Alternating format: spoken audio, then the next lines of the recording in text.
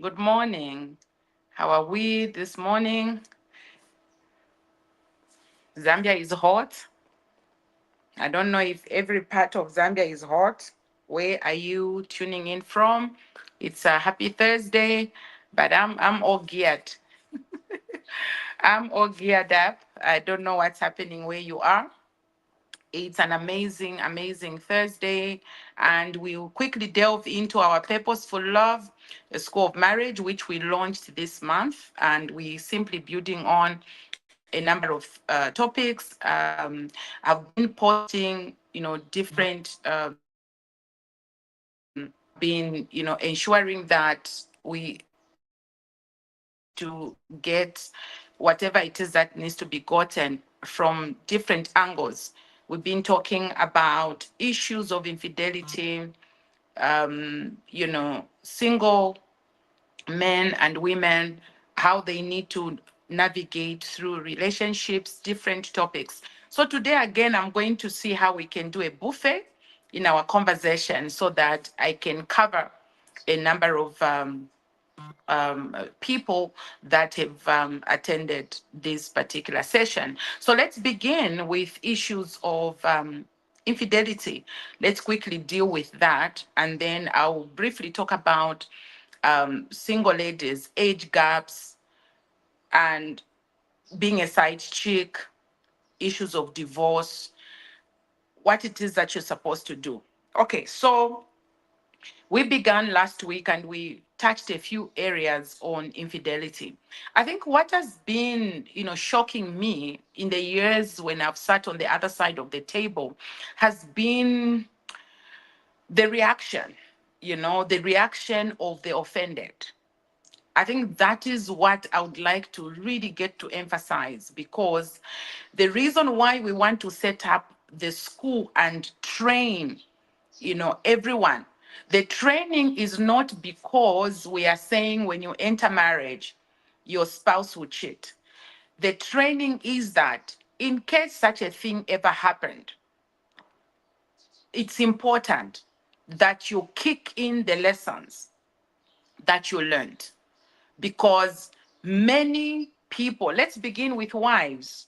Okay, many wives, they don't know how to respond to the issue of infidelity. And in the end, their reaction starts becoming wrong.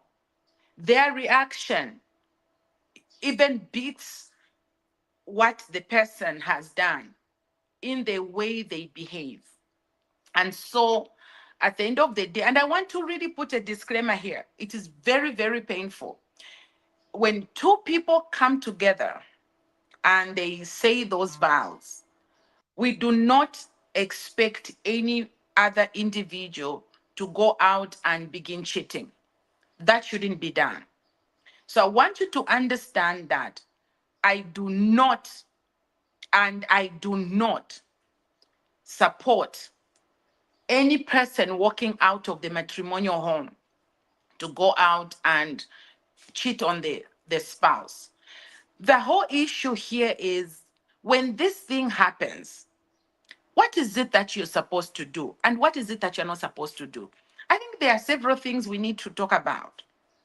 So the don'ts, the issue of reducing yourself to start having conversations with a so-called other woman or side chick. I think that then you are losing your self-worth. So it is a no-no.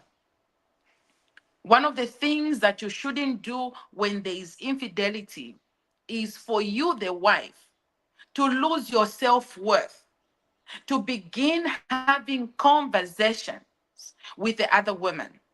Don't reduce yourself. You have already been messed up or destroyed. Like I said last week, that maybe about 60% you've been messed up by this particular information that you have received or that which you have seen on the WhatsApp or something.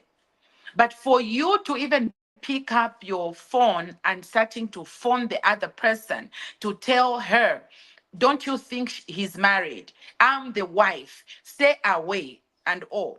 I think doing that is really another thing that I want to say, don't. You are increasing the damage. The damage is now going to 70%. It was at 60. But that action of you phoning the other person even increases the damage or your worth, your self-worth. Another don't is where you begin to tell his relatives, you call the mother. Really? You are calling the mother so that she does what? So that she does what? And so you begin to create unnecessary tension with family members. There is a point at which family can be involved when probably there's a child, because there are certain permanent things. Those temporal things that he was just flirting with another woman or sleeping around with another woman should not get to the ears of the family member. Seriously. I'm telling you this, it's out of research.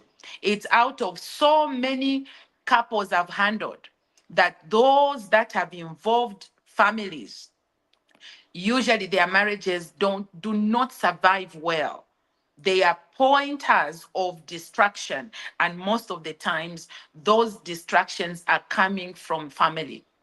And hence I've emphasized every couple must have a go-to person.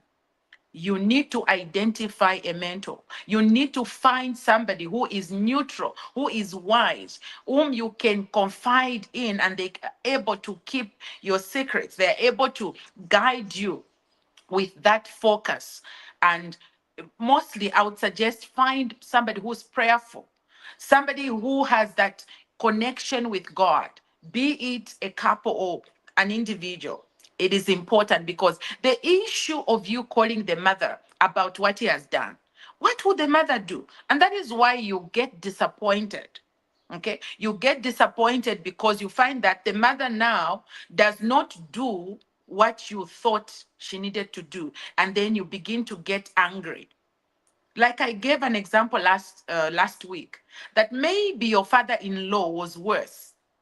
Your father-in-law did professorship issues in terms of cheating. He cheated more in form of, he was a professor in cheating.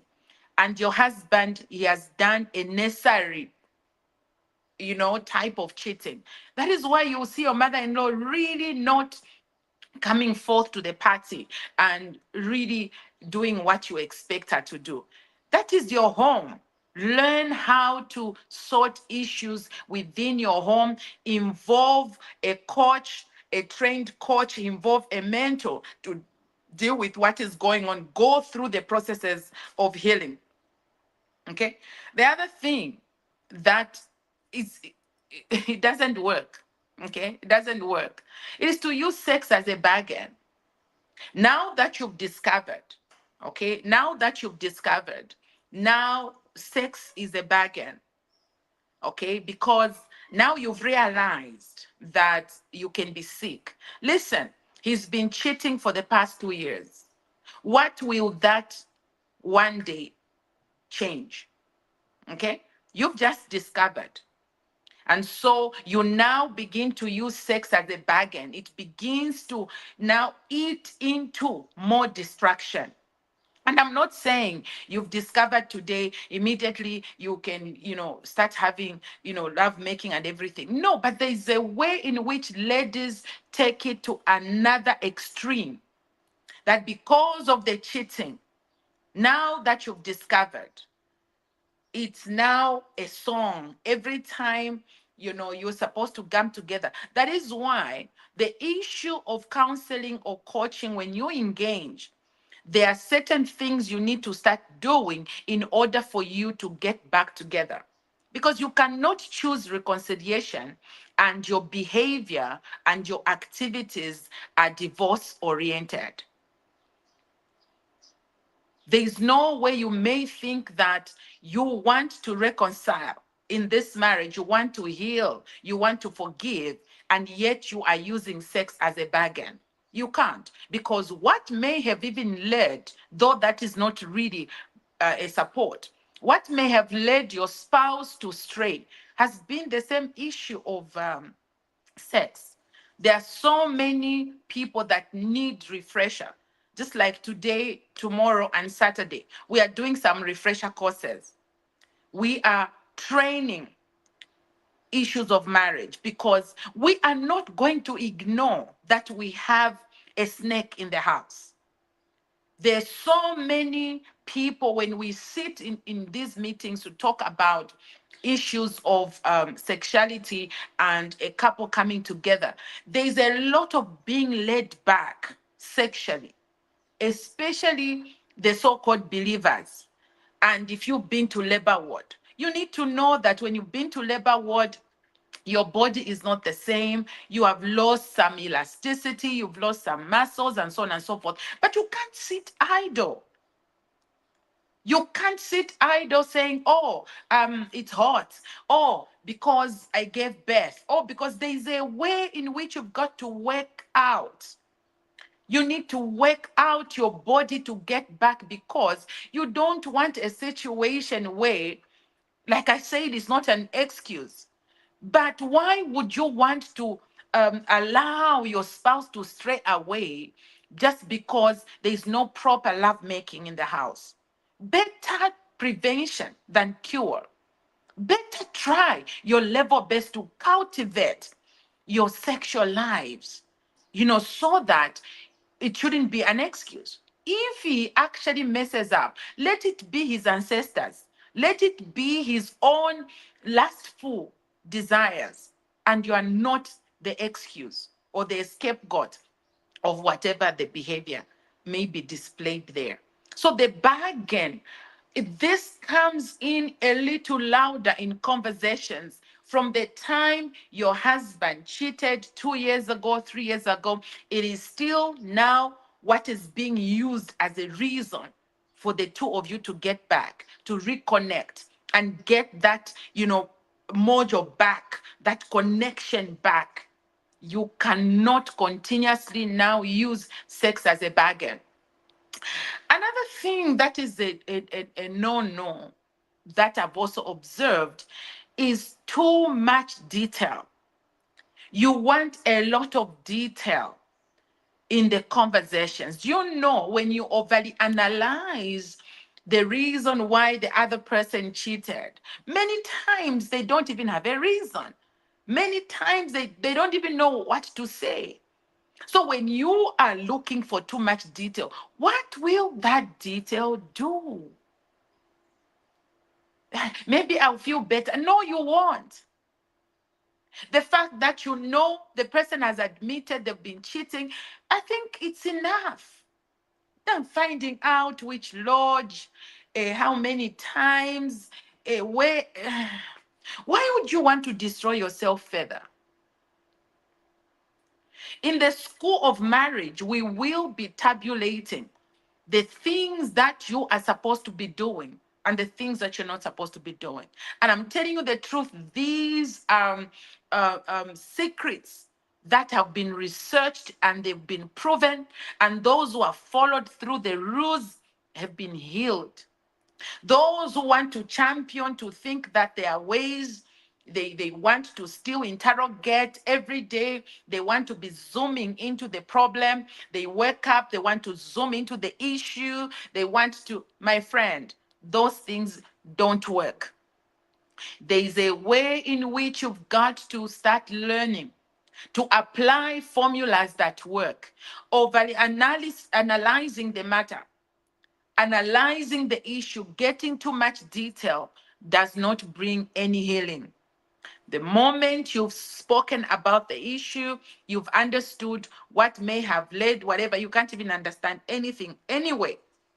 The most that you should do is to navigate your way out of positive thoughts and positive conversations that will bring healing. You cannot afford to stay in pain for a day, for a week, for a month, for 1 year. You can't afford. Why would you want to destroy yourself even further when the distraction has already happened? So if it's 60% distraction that took place from the time you discovered that your spouse is cheating. I think by next week it should reduce to 55 or to 50. You can never start getting into 70. No, you are being unfair to your life. By the end of the month, when you are finishing 30 days, you should reduce to 30%. You cannot escalate to 80%, then something is terribly wrong. Then what you are doing, it may not even be that what has destroyed you is what you have heard. It's just that what you have heard or what you have seen has simply come to dig or to remove the rubble from what was already there. You already have traumas, child of traumas. You already have a lot of things that you had suffered. And this particular situation has simply come to blow things out of proportion. And this is out of research that I'm saying this. If what has happened destroys you more, and as days are going on, weeks are going on, you keep on being destroyed further and further. It means the issue was not even what the person has done. It means that there were already issues, mindset distraction. There was already that which distraction that was already within you, that this particular matter has simply come to bring all these issues to light that we are supposed to be attending to some of those situations. It's like, the doctors are just trying to do an operation to take out the baby.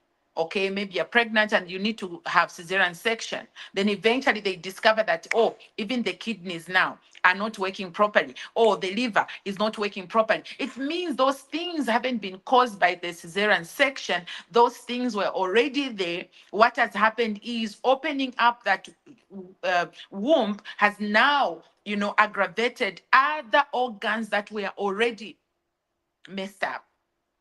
That is my own conclusion, and that has been done with a lot of research in the over 30 years that I've been doing these particular matters. So there are about 10, but we'll leave some of them out. I've only given you 4 of the don'ts. You need to still keep your worth. You cannot drag yourself in a mess just because the other person has cheated on you. Let's quickly get to the person who he has cheated with. Let's talk about the single ladies.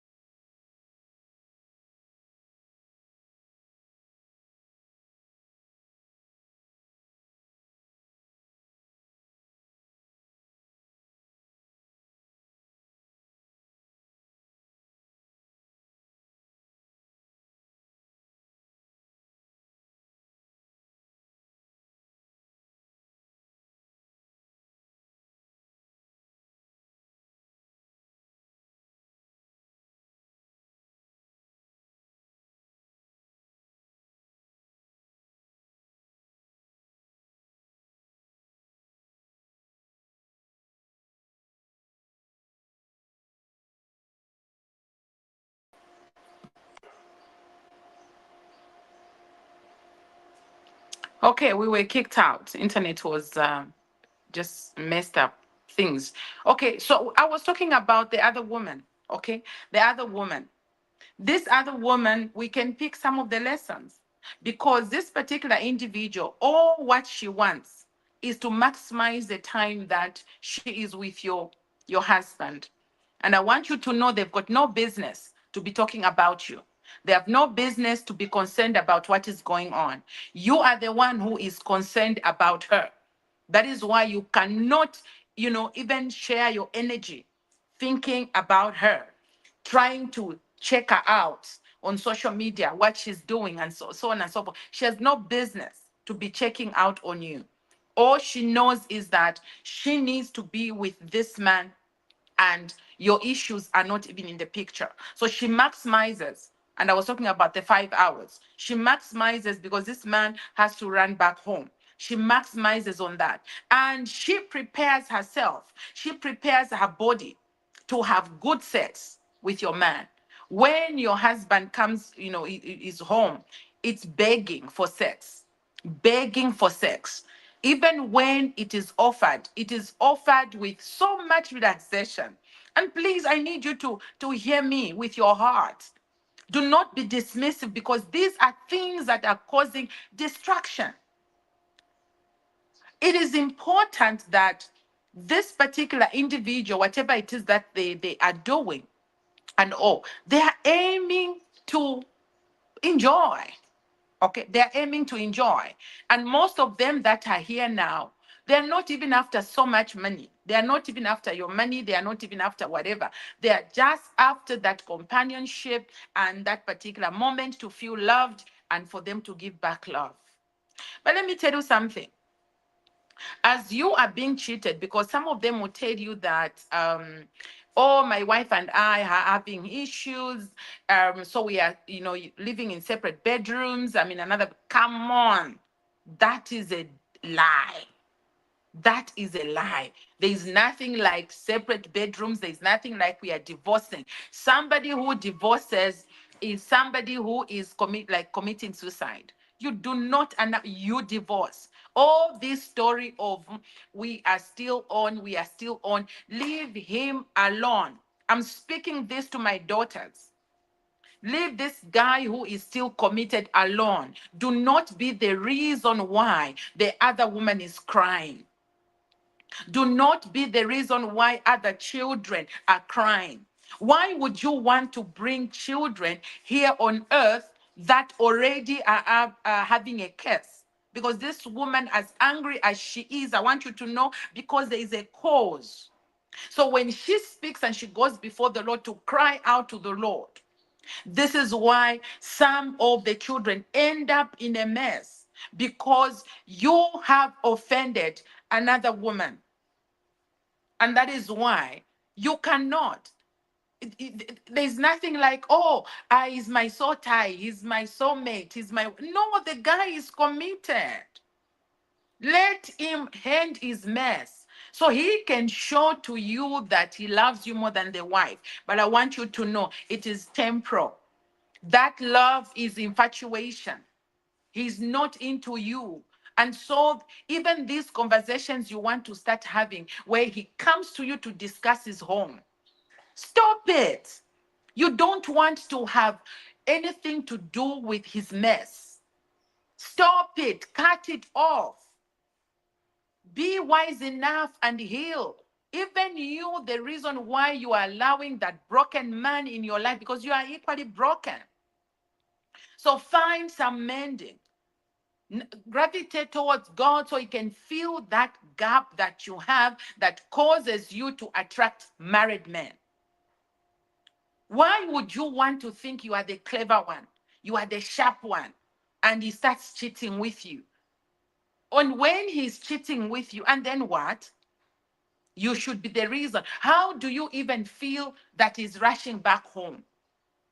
And you are the one who knows the detail of his family, his children, their birthday, their what? Come on. Have some value, some self-worth. Leave the nonsense away from your life. Leave him alone. Let him sort out his mess without your help. If he needs help, tell him to find a mentor. Why have you suddenly become a mentor? You are now a mentor to that married man. When did you graduate? Which school did you go to? You are just another culprit that he has to conquer. And he knows how to conquer is to gossip another woman with you. Whether the other woman is not okay, whether the other woman is doing whatever, and oh, it's not your problem. Leave them to a mentor. Go find your own. Start building your life so that another man can find you who is single. All these that are going through and going out and whatever, leave them to go through. Let them go through without your help. Do not be cheated. Don't be the one who is escalating issues in another person's home and to think you will survive your own. No, my friend, you sow that seed, you will reap. You will reap because they seed time and harvest. Time to repent is now. You cannot continuously be the reason the other woman is crying. You can't. And then this issue about age gap. Yes, I know. Many times, do you know that we have this crisis where the older woman is being proposed by the younger? Yeah, it's okay. There could be that age difference, like 5 years and whatever below, whatever. just, just have this understanding, okay? It's okay to marry a younger man. It's okay. After all, age is just a number. But you need to also have an understanding of your own body, biology. Okay. So, for example, if I'm 40, okay, and I'm dating a man who is 30, for example. I'm 40 and the young man is 30 or he's 32 or something like that. By the time I am 45, okay, and getting into 50, listen to me. By design, by the way God created a woman, I start going through menopause. And listen to me, the issue of estrogen dropping, the issue of dopamine, dropping, and what the confusion that is going on in my body, my friend, it is a crisis that God created a woman to go through. So the time that I am going down is a time that my man is up. Even just the way your body feels, there is a way in which you can wear makeup, you can look younger by your body makeup, smaller and still there. Your makeup, you've got to remove it when you're going to bed. And eventually you can see, as I'm growing older, my body is not the same. How I used to look when I was 30, 35. That includes even I am working out. You have no idea. But there is a small little belly, pot belly, that I cannot do away with, because of just this hormonal imbalance that I'm going through. So the issue of age gap is something you've got to discuss, because what is going to happen is this. When I'm 50 and he is 40 and he cheats with a 35-year-old, do you know that it will hit me harder than if he was 50 something and I'm 50? Yeah, these are real things. So you've got to think about them. You'll be thinking, oh, is it because I'm old? Or maybe the younger girl is doing better than me. And you start competing with young people. Ah, my friend, leave that young boy alone. I'm telling you. But anyway, if you really love each other too much, go ahead. But please discuss these things because they are going to affect you. Because as you know, you can be so much in love as you are dating. When you get married, it's not really the same. So reality sets in. Will you still respect him? And you are already stable. He is just finding his life. He's just finding his money. And then the young man is marrying for money because you're already stable. So he wants to drive your car. He wants to use your ATM. It won't continue. The issue of the position and how God, programmed a man and a woman, still, if you want to mess that up, be very ready that this may be an issue. There are those that have succeeded with that, age gap.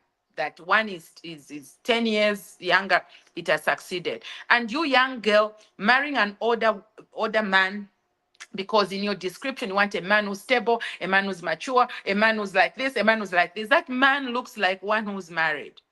Be very careful as to the boxes the man must tick, because when you are very young and you marry a very older man, also there is all that gap crisis, that the time you want to play, he's done with playing. He's done with playing. He's done with jokes. You are too young.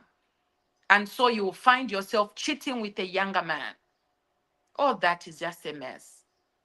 So yeah, there are couples that are making it with that age gap. And yeah, you could make it too, but you have to put in a little more effort. So we are doing a lot of trainings in the school of marriage.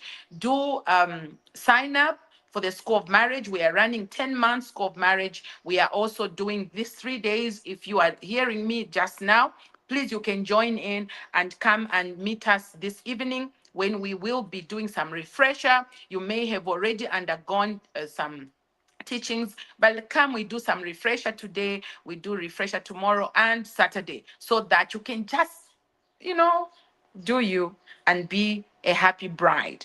Do have an amazing Thursday. Shalom, shalom.